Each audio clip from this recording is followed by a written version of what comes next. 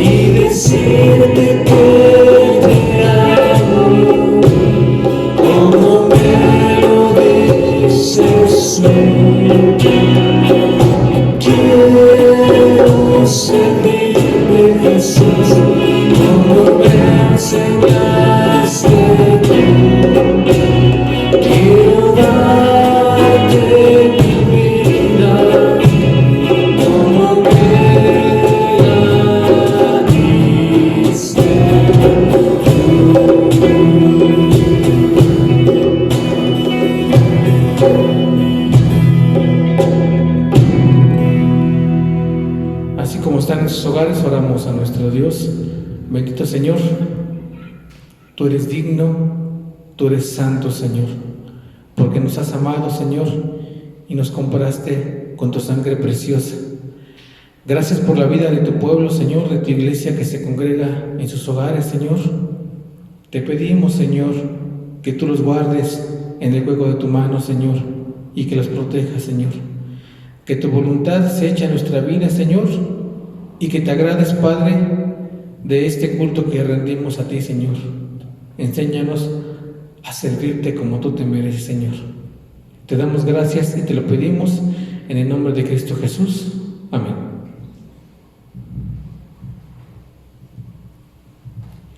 Vamos a tener una lectura bíblica. Nuestra lectura se encuentra en el libro de los Salmos. El capítulo es el 135. Versículos del 1 al 7. La palabra de nuestro Dios dice así: Alabad el nombre de Jehová, alabadle, siervos de Jehová, los que estáis en la casa de Jehová, en los atrios de la casa de nuestro Dios. Alabad a Jehová, porque Él es bueno. Cantad salmos a su nombre, porque Él es benigno. Porque Jehová ha escogido a Jacob para sí, a Israel por posesión suya, porque yo sé que Jehová es grande, y el Señor nuestro, mayor que todos los dioses. Todos los que Jehová quiere, lo hace, en los cielos y en la tierra. en los mares y en todos los abismos. Hace subir las nubes de los extremos de la tierra, hace los relámpagos para la lluvia y saca de sus depósitos los vientos. Amén. Salmo 63, pues 5, 4, 3, 2. Hermanos, vamos a alabar a nuestro Dios.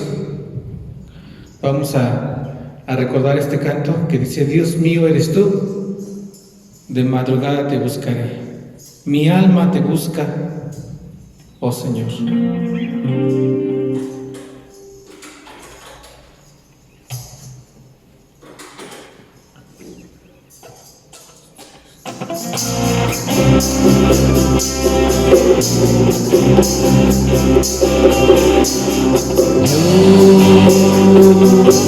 Dios mío eres tú, de madrugada te buscaré.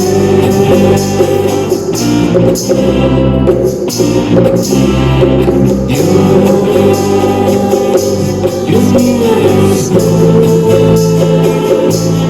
de madrugada te buscaré. Mi alma tiene sed de ti, mi carne te anhela. En tierra seca y árida, donde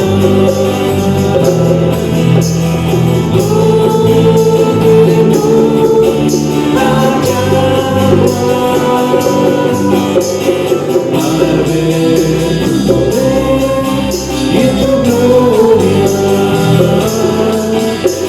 así como te he mirado en el santuario.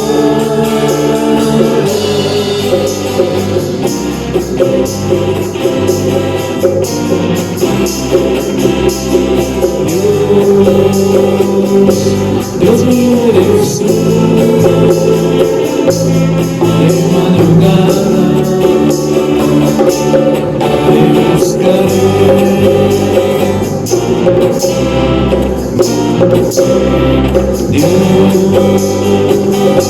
Dios mío eres tú, de madrugada te buscaré.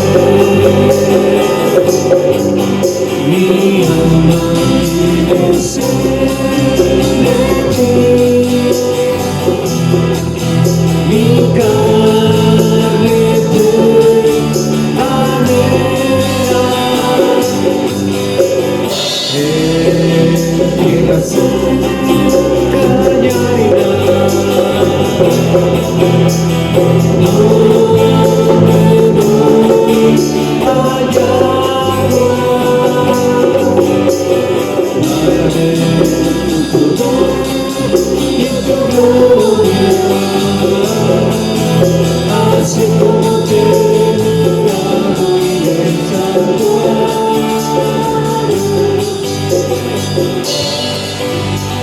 para ver tu poder y tu gloria,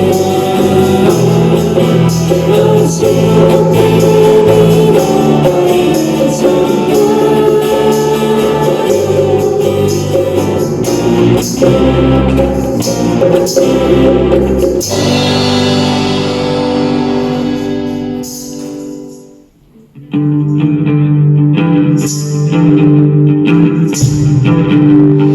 Hermanos, cantemos con gozo a nuestro Señor esta alabanza.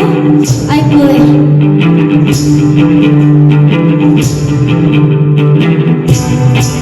Hay poder, poder, sin igual poder, en Jesús que murió. Hay poder, poder, sin igual poder, en la sangre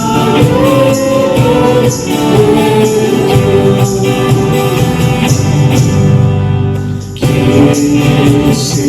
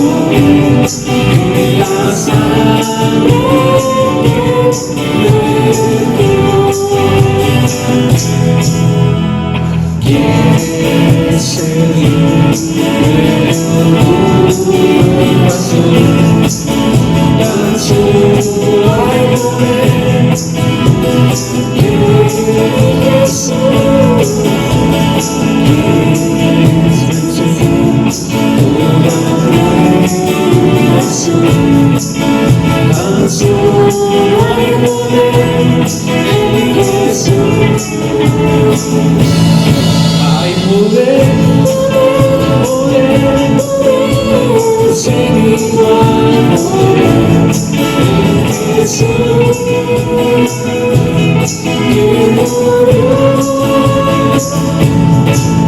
poder, en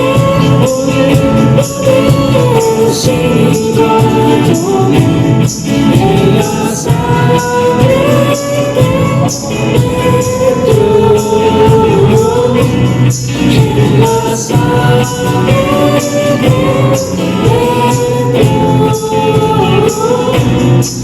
en la sangre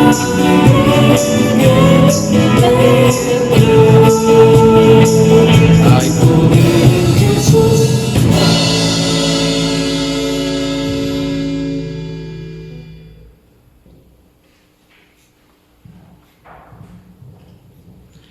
Hermanos, vamos a escuchar la palabra del Señor a cargo del pastor David Velázquez.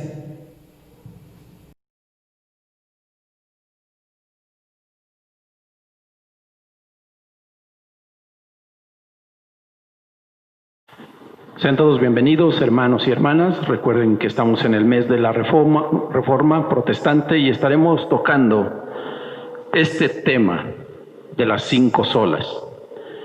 Hoy estaremos viendo solo Cristo. ¿Y por qué solo Cristo? Estas 5 solas, como tal, las frases no aparecen en la Biblia, pero sí en la esencia de que solo Cristo, solo la palabra, solo a Dios la gloria, y las otras 2 están en el texto sagrado. Tampoco fue algo que todos los reformadores hayan calculado meticulosamente, pero lo tuvieron en común.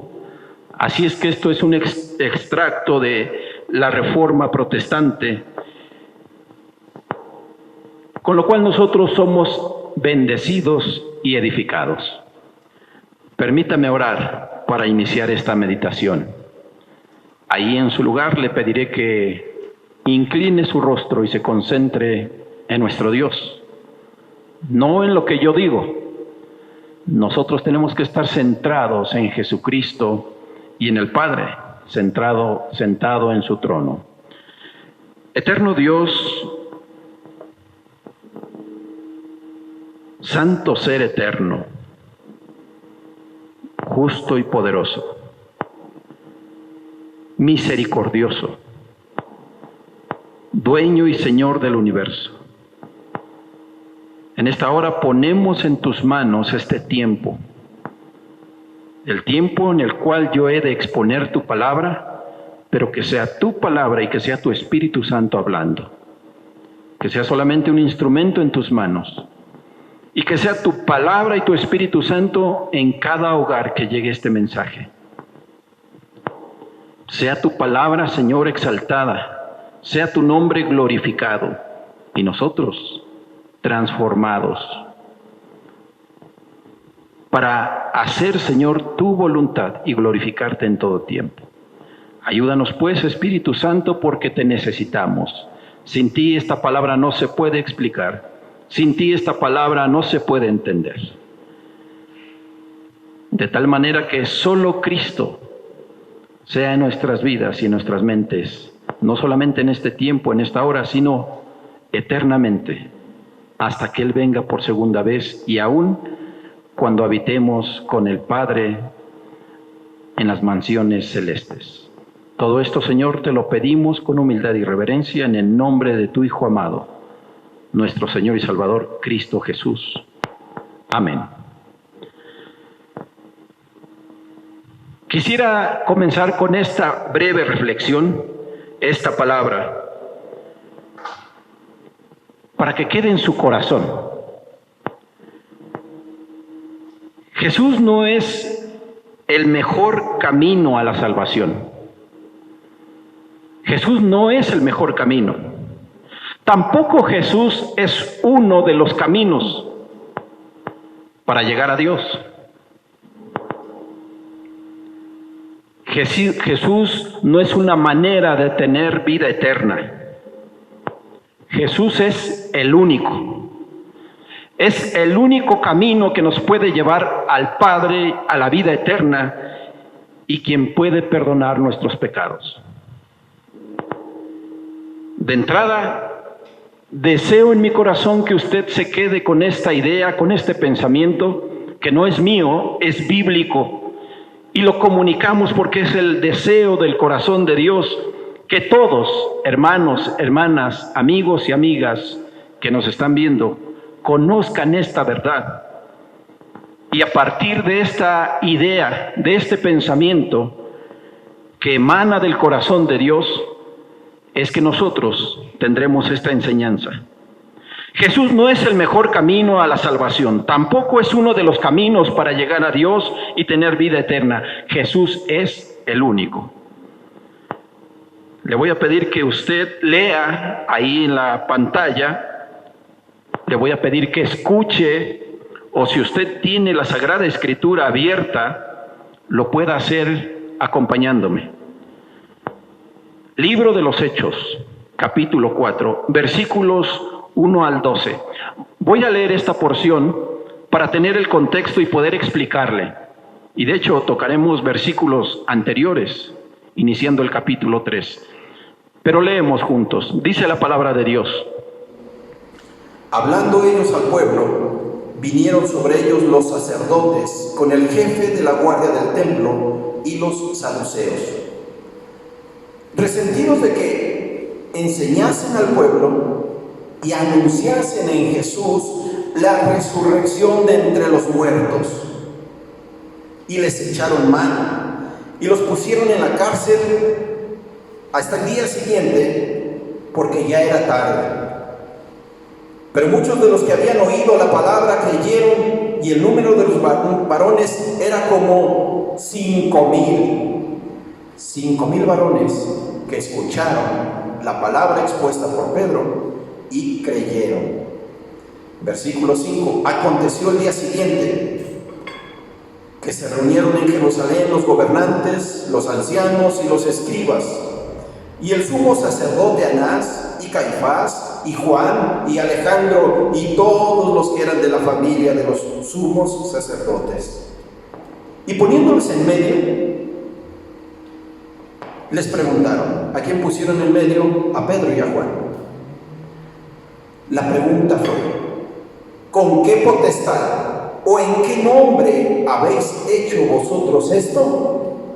Entonces Pedro, lleno del Espíritu Santo, les dijo: gobernantes del pueblo y ancianos de Israel, puesto que hoy se nos interroga acerca del beneficio hecho a un hombre enfermo, de qué manera éste haya sido sanado, sea notorio a todos vosotros y a todo el pueblo de Israel, que en el nombre de Jesús de Nazaret, a quien vosotros crucificasteis y a quien Dios resucitó de los muertos, por él, este hombre está en vuestra presencia sano.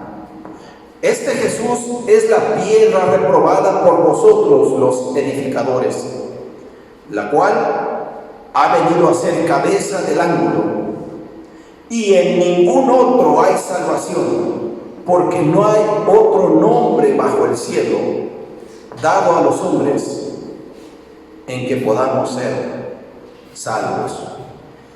Permítame explicar brevemente el contexto. Esto va a iniciar en el capítulo 3. Si usted revisa su Biblia, el título dice curación de un cojo. Son Pedro y Juan que están subiendo al templo para tener la hora de la oración. El reloj marca una hora y se cumplía ese tiempo para ir a orar en el templo. Pedro y Juan suben, pero mientras van subiendo encuentran a un hombre cojo. Este hombre pide limosna, lo ponen ahí porque es la hora en que suben los judíos a orar, y como hay afluencia de gente lo ponen para pedir dinero.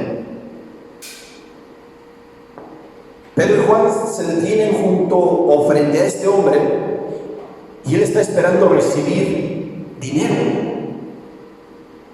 Pero Pedro dice, versículo 6 del capítulo 3, no tengo plata ni oro, pero lo que tengo te doy. En el nombre de Jesucristo de Nazaret, levántate y anda. Tal vez usted ha escuchado la historia o la conoce. Solamente estaré citando algunas ideas para que usted se quede con el deseo de leer más. ¿Qué es lo que pasó y por qué pasó? Bueno, este hombre que era paralítico, cojo, ha sido sanado. Pedro y Juan se disponen a dar un discurso y habla Pedro. Y el versículo 11 de este capítulo 3 nos dice como título: discurso de Pedro en el pórtico de Salomón. Así es que empezó a hablar Pedro con la llenura del Espíritu Santo. Y muchos varones creyeron al escuchar. Usted tiene que leerlo. Tiene que leer el resto del capítulo 3 y el capítulo 4 completo. No quisiera detenerme o desviarme porque hoy meditaremos sobre esta solo Cristo. Así es que, habiendo sanado, habiendo tenido 5,000 creyentes convertidos en ese instante, los judíos religiosos y que gobernaban al pueblo en aquel tiempo se inconformaron, se molestaron y los meten a la cárcel. Después, al siguiente día, toda esta comitiva llamada Sanedrín de 71 hombres, entre ellos los que se han mencionado, gobernadores, ancianos, escribas, saduceos, los interrogan. La gran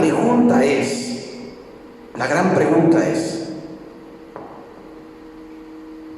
¿con qué potestad y en qué nombre hacen ustedes esto?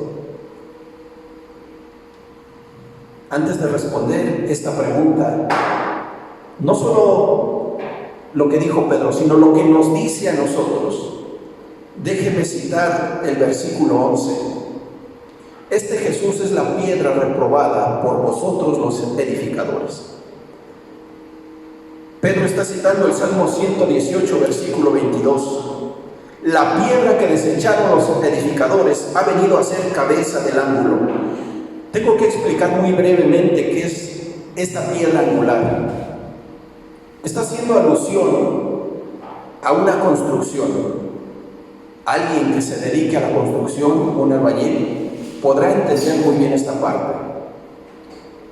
En ese tiempo, la llamada primera piedra era muy importante. No solamente era simbólica o conmemorativa, como ahora se acostumbra.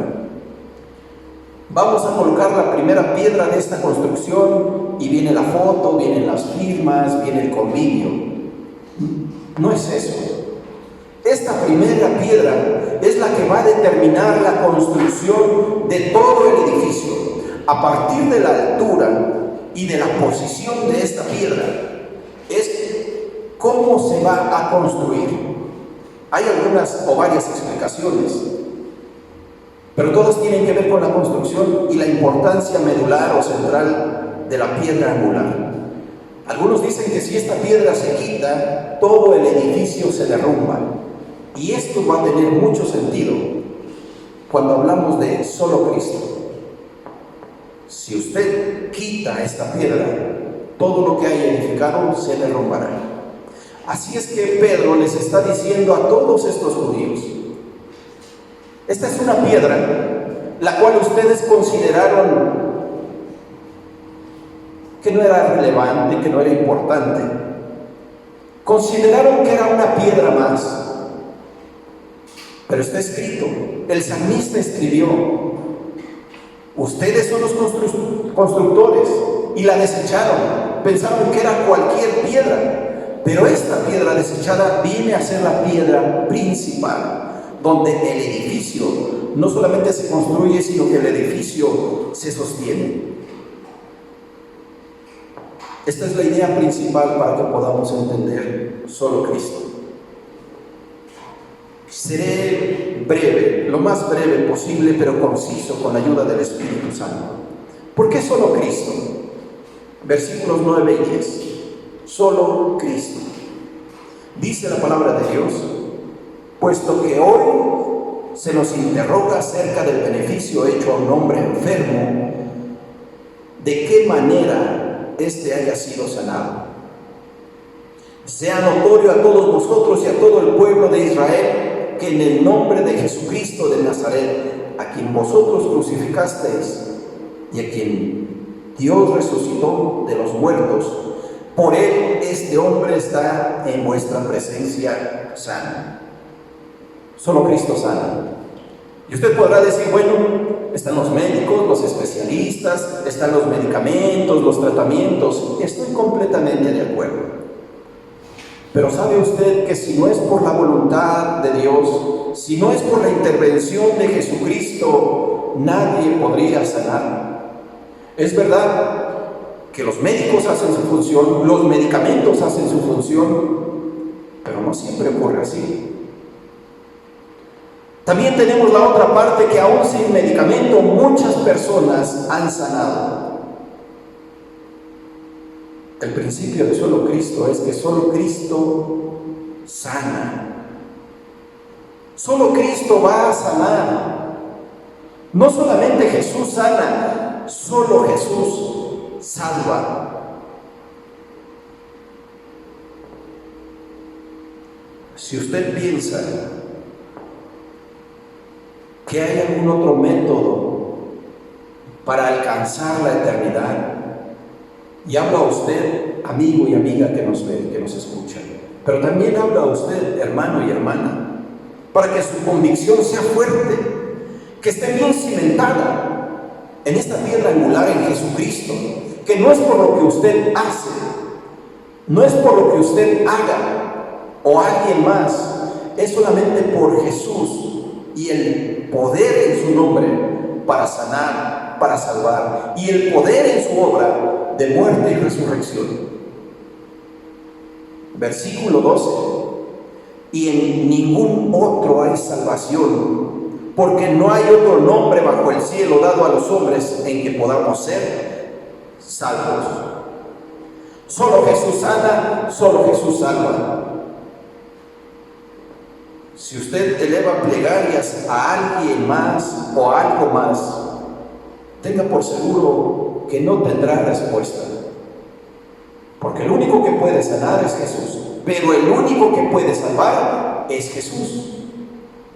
Usted no podrá presentarse delante de Dios a título personal. Usted no puede decir, mira cuántas obras hice, mira cuántas buenas acciones he hecho. La misma Biblia nos dice que todo eso delante del Señor son como trapos de inmundicia, nada relevante. ¿Por qué surge esta idea de solo Cristo en la Reforma Protestante? Porque aquí vendría una discusión con la Iglesia Católica Romana. Si nosotros preguntáramos a alguien, ¿quién salva dentro de la Iglesia Católica Romana? La respuesta muy probable sería el Papa. Martín Lutero se inconforma porque ni las indulgencias pagadas con todo el oro del mundo puede liberar una sola alma, o puede comprarle a una alma la salvación. Es en vida que se tiene que hacer todo esto. Es de manera consciente que se tiene que conocer a Jesús, y no de muerto. Necesitamos leer el texto para ver lo que nos dice, que una vez muerto no hay esperanza. Escribe nuevamente el salmista, pero en el Nuevo Testamento se reitera. Una vez que el hombre muere, el cuerpo es depositado en la tierra y el espíritu va a ir a un lugar de inicio donde tendrá su eternidad. Nadie puede rescatar a nadie. Y solamente en Jesús se tiene salvación. Déjenme comunicar esta segunda idea. ¿Por qué solamente Jesús? Porque Jesús es perfecto. Jesús es santo. Jesús es sin mancha y sin pecado. No me voy a detener mucho en el texto, solamente quiero resaltar para usted que en los versículos 4 y en los versículos 5 y 6 se habla de estas clases de judíos que hay: los ancianos, los escribas, los saduceos, los fariseos, y alguien muy especial, el sumo sacerdote está ahí. En este tiempo Anás, pero no solamente él, toda la familia de los sumos sacerdotes. ¿Quiénes son? ¿Quiénes eran los sumos sacerdotes? En el Antiguo Testamento se nos enseña que eran los únicos que podrían entrar una vez al año al lugar santísimo para poder tener un encuentro con Dios. Una sola vez al año. Pero para poder hacer eso, aunque fuera el sumo sacerdote, tendría que hacer un sacrificio para perdón de pecados. Jesús es el gran sumo sacerdote, sin pecado y sin mancha. Él no ofreció sacrificio, Él fue el sacrificio para que usted y yo pudiéramos tener vida eterna, pudiéramos ser perdonados de nuestros pecados, pudiéramos ser sanados y limpiados, si creemos en Jesús. Así es que el hecho de que el texto cite estas personas que son el Sanedrín, pero especialmente los sumos sacerdotes, no es casualidad.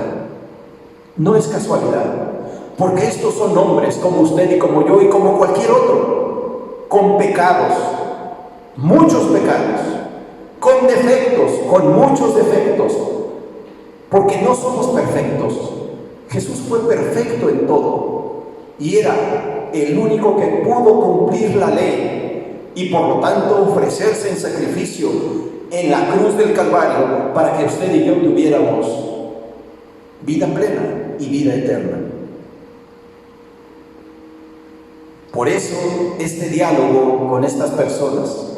Ahora déjeme citar algo importante. Es muy relevante esta parte. Versículo 8. Entonces Pedro, lleno del Espíritu Santo, les dijo: gobernantes del pueblo y ancianos de Israel, puesto que hoy se nos interroga acerca del beneficio hecho a un hombre enfermo, ¿se da cuenta que todos estos religiosos no les importaba la sanidad del hombre que por muchos años había estado pidiendo dinero en ese lugar, en esa puerta del templo? Eso no era relevante para ellos. Lo importante para ellos era saber quién les había dado la autoridad y por qué, no para conocerlo, sino porque su negocio se les estaba viniendo abajo. Sigo leyendo, versículo 10. Sea notorio a todos vosotros y a todo el pueblo de Israel que en el nombre de Jesucristo de Nazaret, a quienes ustedes crucificaron, ¿se da cuenta? Pedro y Juan hacen una buena obra de sanidad en el nombre de Jesús, y el hombre se ha levantado y sigue a estos dos apóstoles. El texto anterior dice: estaba agarrado de ellos mientras ellos hablaban. ¿Por qué? Por gratitud, porque les sanó. No Pedro. Pedro en ningún momento dice: fue por mi poder, fue en mi nombre, fue porque yo quise. Siempre reitera Pedro y todos los apóstoles y todos los personajes del Nuevo Testamento, nadie atribuye nada para sí mismo en poder, sino que todo es a Jesús. De eso se trata, por eso es solo Cristo. No es una persona terrenal. No radica en una persona la deidad, ni el poder, ni esta capacidad, sino que es delegada a una persona. Y en este caso, Pedro les dice: yo, en el nombre de Jesús, sané a alguien. Pero ustedes mataron a Jesús y nos interrogan por esto. Yo no sé si a usted le ha pasado. Me pasó. Mientras meditaba en este pasaje, pensaba: ¿será una buena ilustración o no? Porque anteriormente me había ocurrido. Y el día de hoy precisamente precisamente me ocurrió. ¿No le ha pasado a usted que la autoridad, aquellos que son dignos de portar una vestimenta o un título, son los que violan las leyes o aquellos mismos que las escribieron? Estoy circulando y en mi mente está pasando esta idea, cómo las autoridades pueden violar las leyes sin que nadie les diga nada, pero cuando uno las transgrede y no intencionalmente, sino por ciertas circunstancias, entonces es uno o delincuente o alterador del orden o todos los títulos que usted puede pensar. Veo que vienen 3 patrullas en una calle que solamente es de un sentido, circulando en sentido contrario. Porque son la ley y entonces lo pueden hacer. Y uno porque es civil entonces es un delito. Tal vez no se acerque mucho a la ilustración, pero es lo que vemos. Estos líderes religiosos no solamente pueden interrogar a alguien por una buena obra, sino que aún lo pueden condenar, aunque ellos hayan hecho cosas peores. Es por eso que Martín Lutero dice: solo Cristo. Solo Cristo puede perdonar pecados, solo Cristo puede darnos salvación y no un pago por almas. No se puede comprar. No es el Papa ni ninguna otra persona, no es un santo, no es una imagen, no es un espíritu, es Jesucristo de Nazaret. Déjeme decirle que esta autoridad también la puede representar usted como padre o madre. Muchas veces condenamos a nuestros hijos, muchas veces juzgamos a nuestros hijos y nosotros somos más transgresores que ellos. Justamente lo que les puntualizamos. Hablar de solo Cristo va a involucrar también nuestra relación familiar.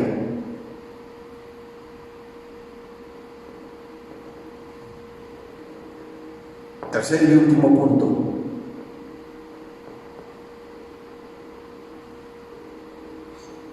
Si nosotros preguntáramos a la Iglesia Católica,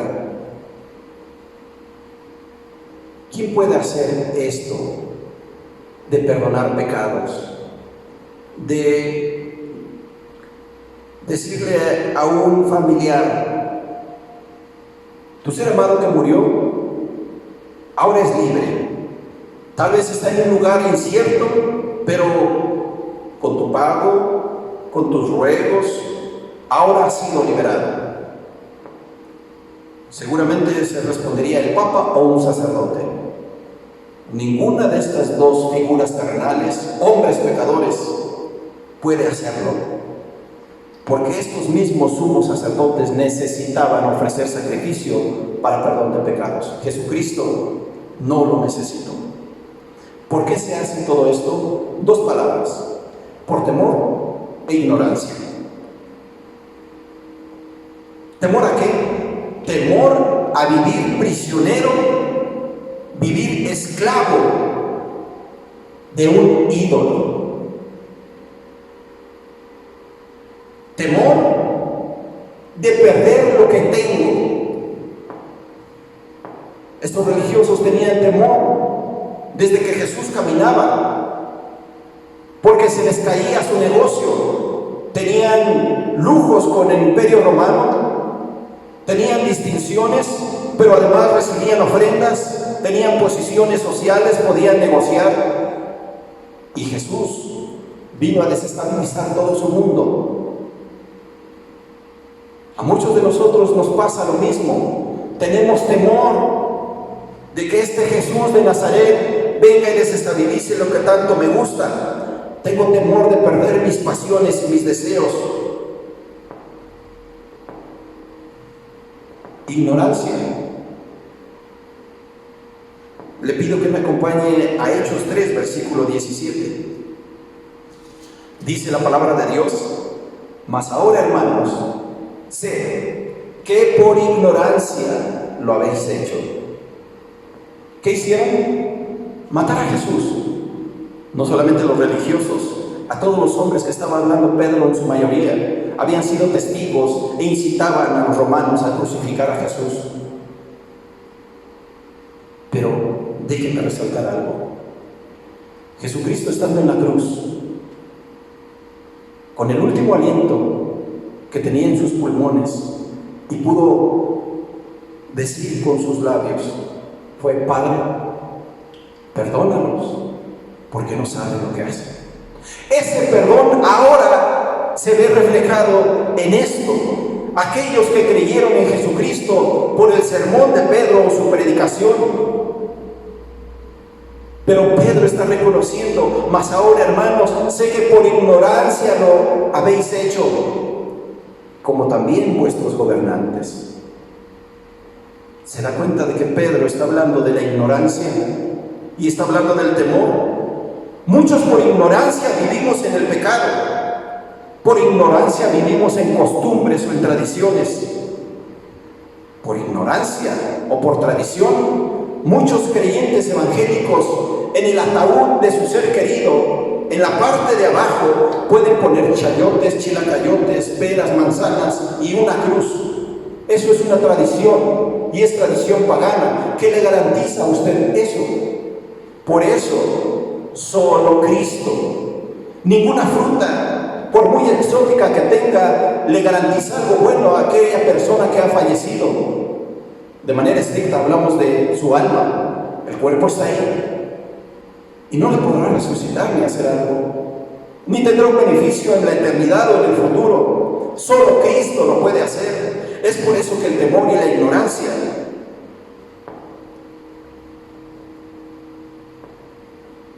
fue lo que llevó a la Iglesia Católica Romana a una división, porque ignoraban mucho del texto bíblico, pero también tenían temor a perder aquellas riquezas. Esto es lo que siempre hablamos nosotros como evangélicos reformados. Pero déjeme hablarle ahora a usted, hermano y hermana. ¿Usted sigue teniendo temor? ¿Sigue siendo ignorante?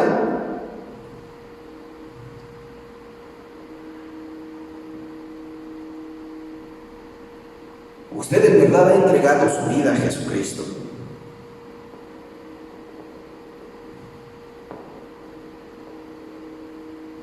Volvemos a preguntar. Si preguntáramos a algún creyente católico romano sobre quién se sostiene la iglesia, seguramente responderían: en el Papa, la iglesia de Jesucristo. La iglesia de Jesús de Nazaret se sostiene en la piedra angular y se llama Jesús. En nadie más se sostiene. Podrán faltar pastores, pero quien sostiene la iglesia es Jesús. Aún la membresía podrá ser reducida, pero quien sostiene la iglesia es Jesús. Solo Cristo. Yo le invitaría a usted, amigo y amiga, hermano y hermana, que edifique sobre la piedra angular que es Cristo Jesús, donde todo el edificio se sostiene.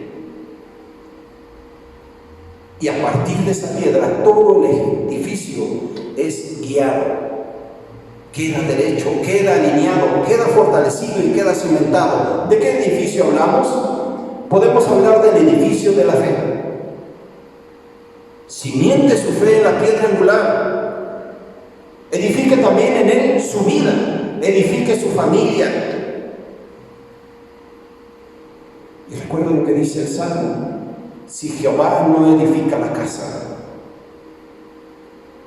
en vano trabajan los que la construyen.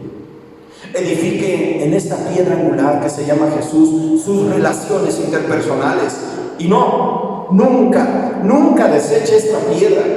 Jamás la deseche. Y si ha llegado a hacerlo, arrepiéntase y vuelva a tomar el camino. Porque es la piedra perfecta, piedra poderosa y hermosa, en la cual nosotros nos alineamos, y entonces lo que hagamos tendrá buenos resultados. Solo Cristo es la piedra que sostiene la iglesia, la vida y toda la creación. Porque la creación, Juan 1:1 dice que en el principio era el verbo, y el verbo era con Dios, y el verbo es Dios. En Génesis Jesucristo estaba presente en la creación. Jesús es Dios. ¿Qué vamos a hacer nosotros ahora, hermanos evangélicos reformados, con esta solo Cristo, fruto de la Reforma Protestante, del cisma de la Iglesia Católica, la separación, la división? Alguien dijo que la Iglesia Católica no es la Iglesia verdadera, porque la Iglesia verdadera, la Iglesia de Jesucristo, jamás se puede dividir, porque es un solo cuerpo, hay un solo Señor y hay un solo bautismo. Por lo tanto, nosotros, ¿qué haremos? ¿Solamente nos quedaremos con un sermón que recuerda aquel evento, aquella época en la historia de la cual surge el protestantismo, en la cual pertenecemos? ¿O en verdad haremos algo diferente? La pregunta es, ¿en verdad creemos en Jesús?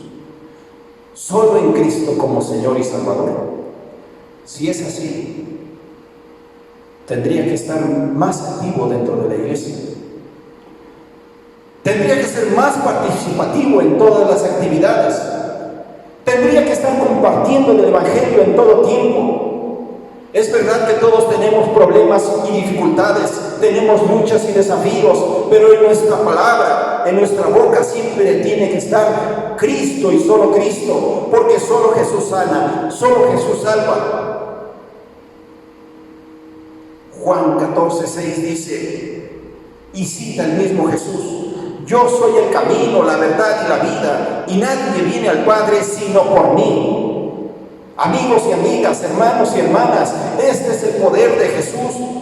Este es el poder de la piedra angular. Nadie puede hacerlo. ¿Por qué solo Cristo? ¿Es acaso lo único que puede hacer, sanar y salvar? Eso ya es mucho, déjeme decirle. Si solamente tuviéramos la salvación, sería suficiente. Pero no es lo único que hace. Solo voy a citar: solo Cristo sana, solo Cristo salva, solo Cristo perdona, solo Cristo intercede. No hay nadie más en el cielo intercediendo. Perdóneme si le digo esto y lo entristezco, lo hace poner melancólico. Si algún ser querido ha fallecido y usted piensa, es que Él está intercediendo por mí en el cielo, la Biblia no enseña eso. La Biblia nos enseña que la única persona que intercede por nosotros delante del Padre es Cristo. No tenemos otro mediador. No hay otro mediador entre Dios y nosotros los hombres, solamente Jesucristo, quien estuvo con nosotros, ahora está con el Padre, quien nos entiende. Solo Cristo nos ama, solo Cristo provee para nuestras necesidades, solo Cristo nos comprende perfectamente bien, porque fue como nosotros. Solo Cristo sabe y conoce nuestras tribulaciones, y solo Él está dispuesto, no solo a ayudar, ya lo hizo, a seguir ayudando. Solo Cristo va a interceder. Así es que, hermano y hermana, ¿qué aprenderemos de este texto? Los apóstoles sanaron en el nombre de Jesús a un hombre enfermo.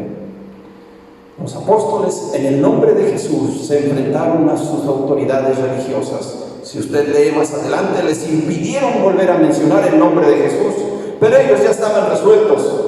Nosotros no podemos hablar de nadie más, solamente de aquel que nos ha amado y perdonado.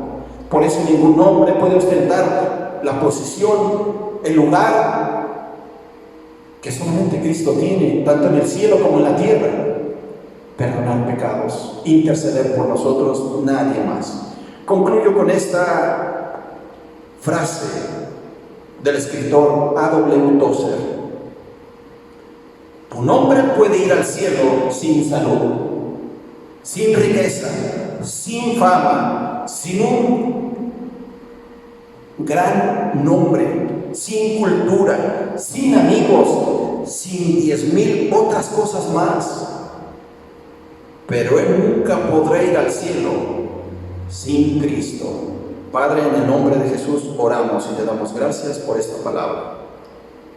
Que nuestra mente y nuestro corazón sean, Señor, afirmados o exhortados, sean, Señor, confirmados o enseñados, que solamente en tu Hijo Jesucristo hay poder para sanar y para salvar eternamente. En nadie más, solo en Cristo, porque solamente Él murió por nosotros en la cruz del Calvario, derramando su sangre.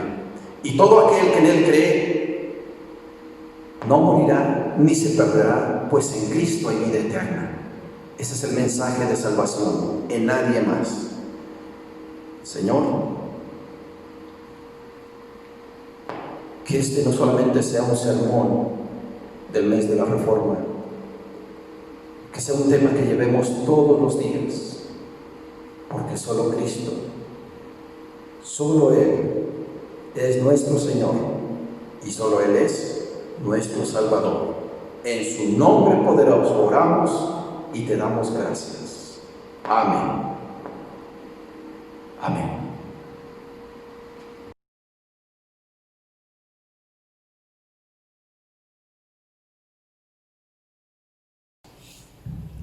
Hermano, y en tu hogar es momento de que recojas las ofrendas. Vamos a dar gracias por ello. Señor Dios y Padre que estás en el cielo, agradecemos tus bondades hacia cada uno de nosotros, Padre. Queremos en este momento poner en tus manos estas ofrendas que se van a levantar, Señor, estos diezmos que sean para el extendimiento de tu obra, Señor. Los ponemos en tus manos y te pedimos que sean de bendición, Padre. En el nombre de Cristo Jesús te lo pedimos. Amén.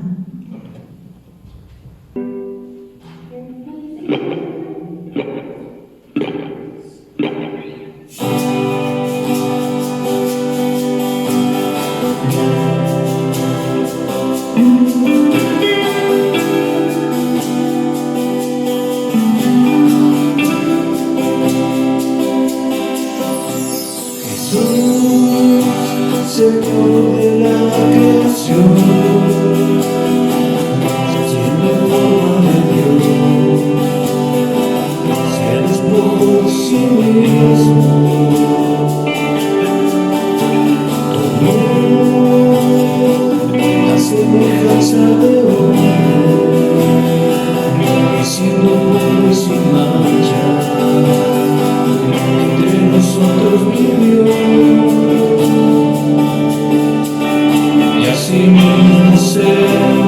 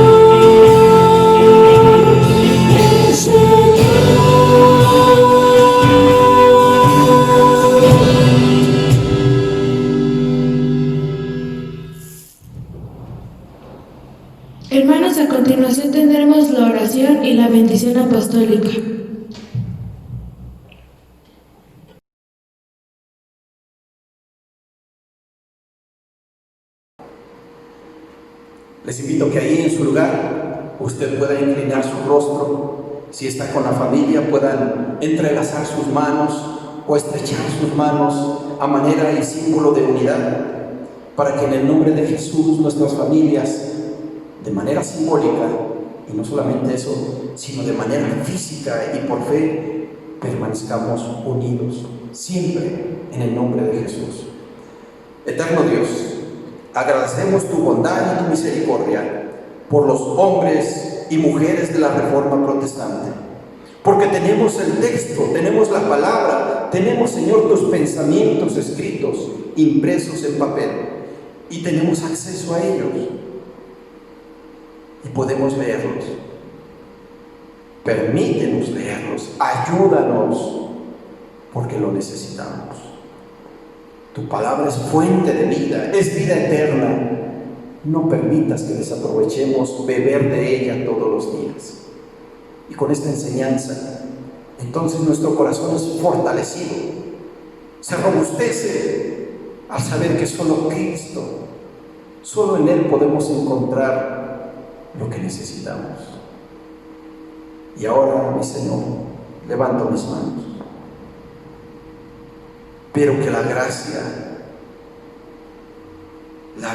de nuestro Señor Jesucristo, el amor de Dios nuestro Padre y la comunión del Santo y poderoso Espíritu sea sobre tu pueblo representado de manera virtual en cada hogar, en cada familia que está mirando y escuchando, sobre las personas que están dolidas por alguna situación difícil, desde ahora, Señor, y hasta que tú vengas. Amén. Amén.